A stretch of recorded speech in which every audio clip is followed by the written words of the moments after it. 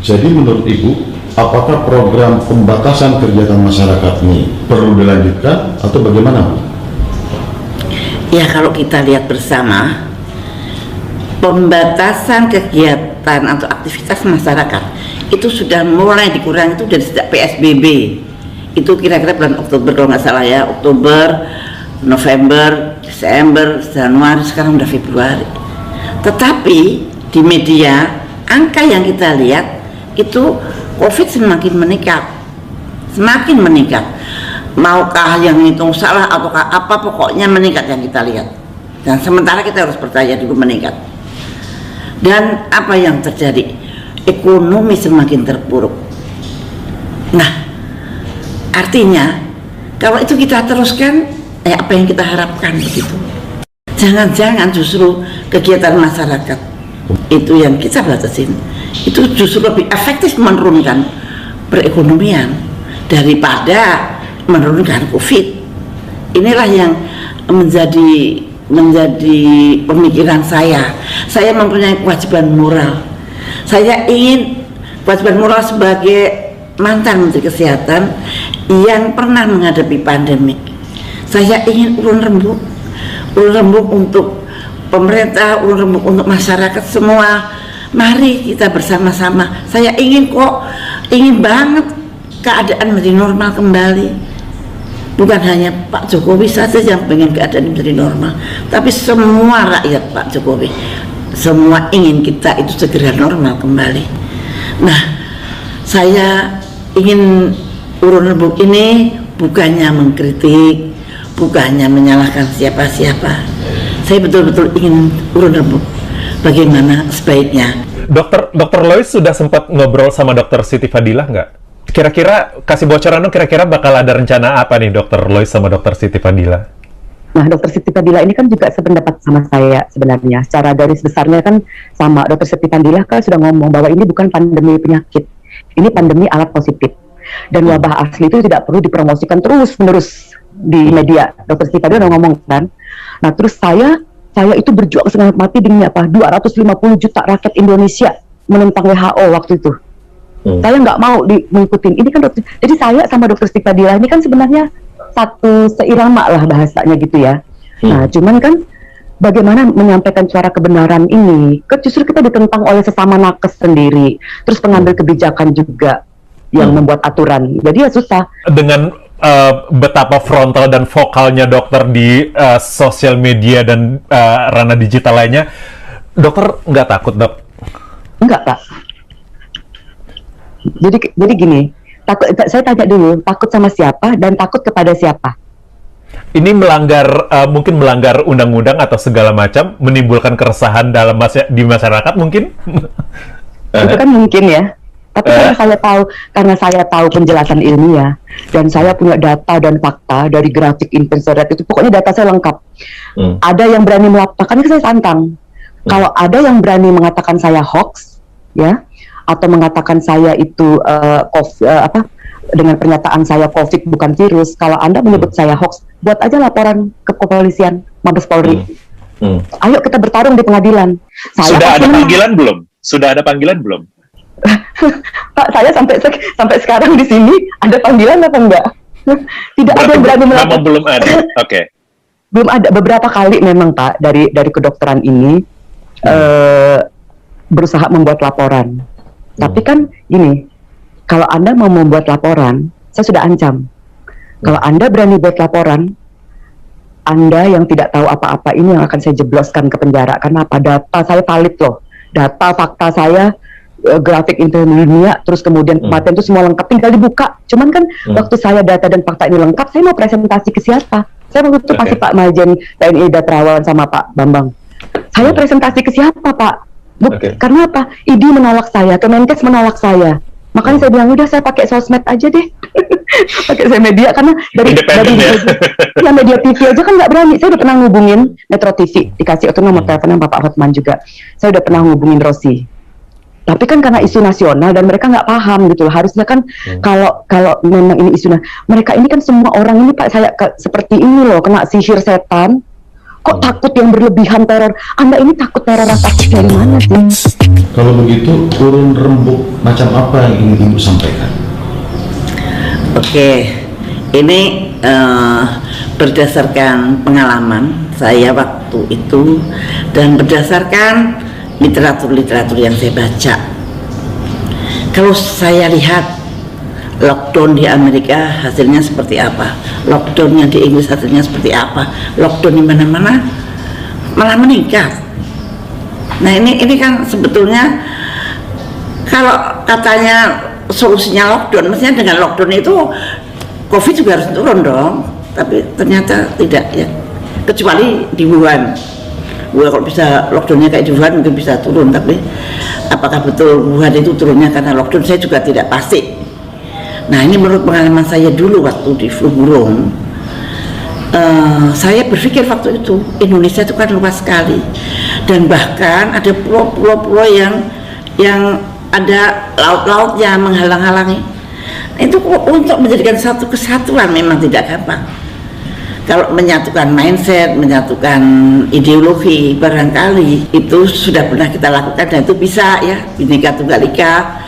Tapi untuk menyatukan bagaimana kita mencegah penyakit, kita harus mulai dari keluarga itu jadi satu RT,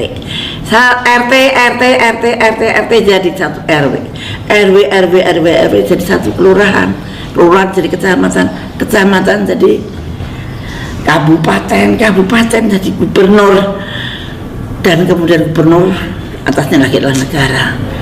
Dan sudah kita coba dari atas ke bawah, nampaknya tidak terlalu efektif.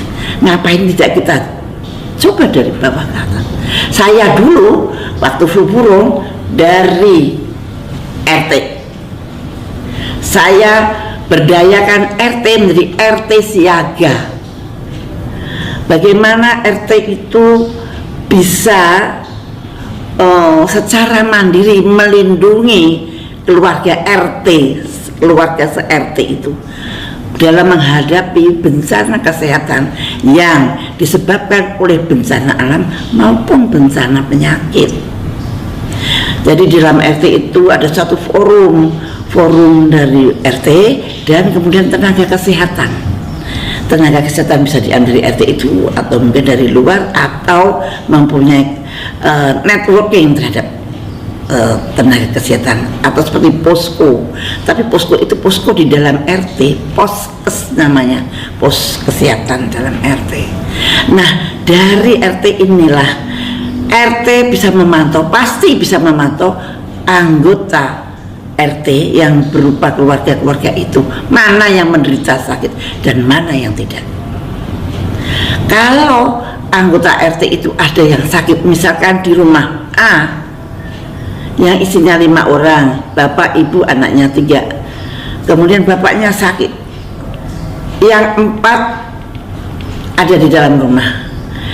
Nah yang sakit pasti harus dilaporkan ke dokter secara online. Nah dokter online kemudian akan datang ke rumah dan kemudian mendiagnosa dan kemudian melakukan swab dan PCR, dan ternyata kalau memang positif dengan gejala-gejala tertentu harus dilaporkan pada RT. RT harus bisa telepon ke dokter, dokter bisa datang dan kemudian untuk dilihat apakah betul positif. Setelah positif, dokter juga bisa mendeskripsikan apakah sedang, apakah ringan, apakah berat. Ini maksud saya bukan dokter yang tenaga kesehatan. Nanti kalau dokter semua nanti dokter teriak lagi. Nah, kita tenaga kesehatan yang sudah terdidik. Nah ini kan dia terpul di satu tempat yang bisa dikonek oleh setiap RT gitu. Jadi bisa mendiagnosis. Jadi Pak RT tahu bahwa di rumah itu ada, maka lockdownnya itu hanya di rumah itu.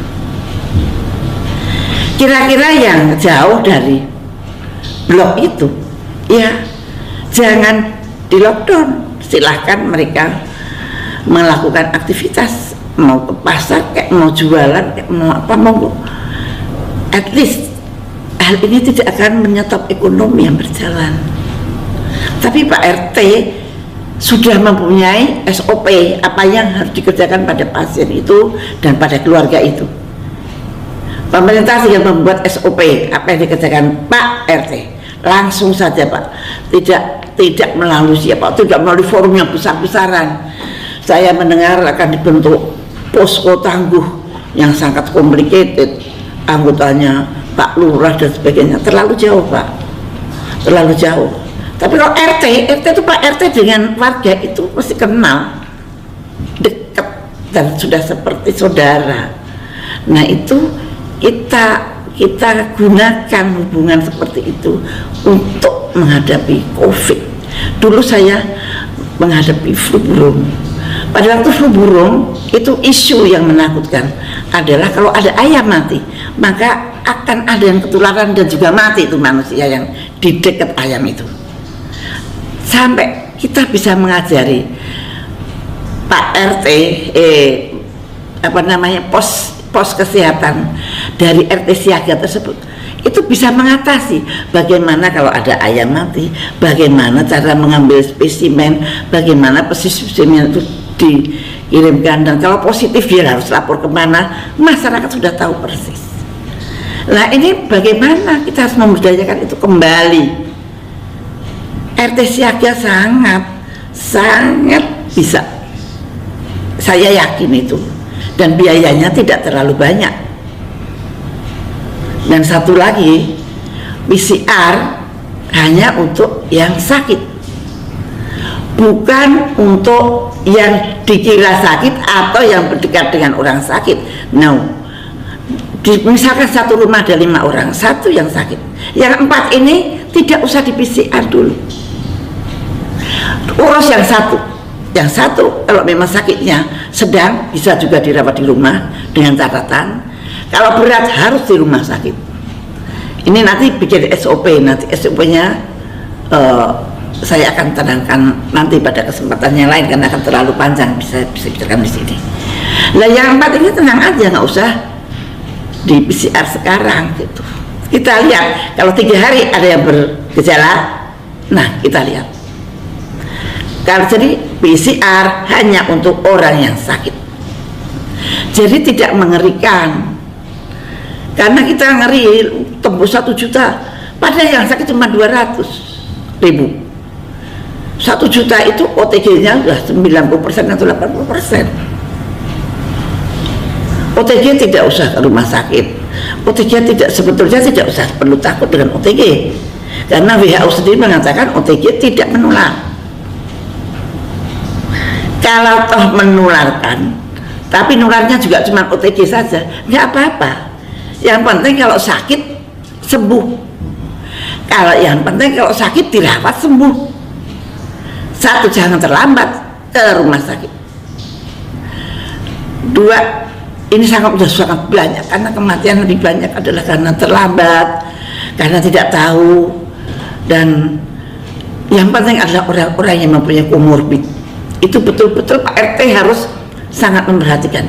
Kalau orang yang sudah punya komorbid mendapat gejala, cepat-cepat perhatiannya harus ekstra dibandingkan dengan anak muda yang sehat walafiat, jalan-jalan. Nah itu saya kira tidak perlu sebetulnya untuk di PCR. Itu bisa mengurangi biaya PCR nasional, bisa mengurangi biaya rumah sakit yang pasien tidak terlalu berat, bisa mengurangi kinerja dokter yang sangat terlalu capek, karena kadang-kadang sedang aja juga dirawat, dan ini yang menimbulkan biaya semakin membengkak. Itu salah satunya adalah usulan saya itu.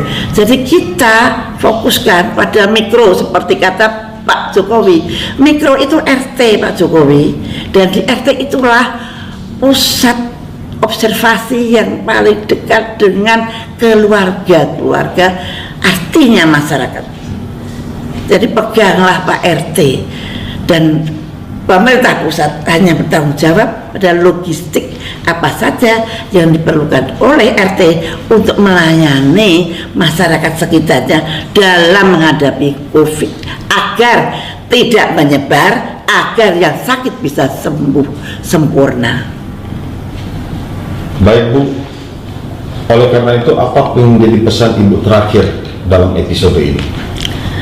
Oke, kalau kita ingin hidup normal bersama-sama dengan COVID-19, maka ada beberapa hal yang harus Anda ingat. Satu, jangan takut, tetapi jangan lengah. Misalkan OTG itu tidak apa-apa, OTG itu tidak masalah, asal